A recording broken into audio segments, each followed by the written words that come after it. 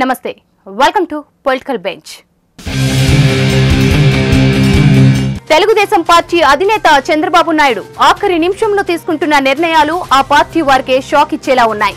ప్రత్యేకించి ఎంపీ అభ్యర్థుల విషయంలో చంద్రబాబు నాయుడు చేస్తున్న ఒత్తిళ్లతో వారు బెంబేలెత్తిపోతున్నారు. అభ్యర్థుల విషయంలో తెలుగుదేశం అధినేత తండ్లాడుతున్నారు.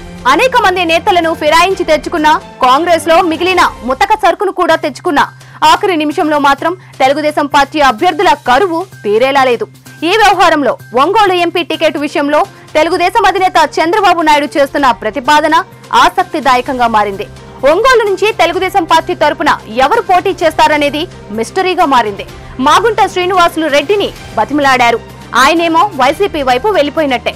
ఇక బీద మస్తాన్ రావును తెచ్చి పోటీ చేయమని అంటే ఆయన కావలి విడిచి వచ్చే ప్రసక్తే లేదని అంటున్నారట. ఇక చేసేదేం లేక చంద్రబాబు నాయుడు ఇప్పుడు సిద్ధా రాఘవరావు మీద కాన్సంట్రేషన్ చేసినట్లు సమాచారం. దర్శి నుంచి ఎమ్మెల్యేగా ఉన్న ఆయన్ను ఒంగోలు ఎంపీగా పోటీ చేయించాలని అనుకుంటున్నారట చంద్రబాబు. అందుకోసం సిద్ధా మీద చంద్రబాబు నాయుడు ఒత్తిడి తీసుకొస్తున్నారట. అయితే తను ఒంగోలు ఎంపీగా పోటీ చేయడానికి రెడీగా లేనట్లు సిద్ధా రాఘవరావు తేల్చి చెప్పారట.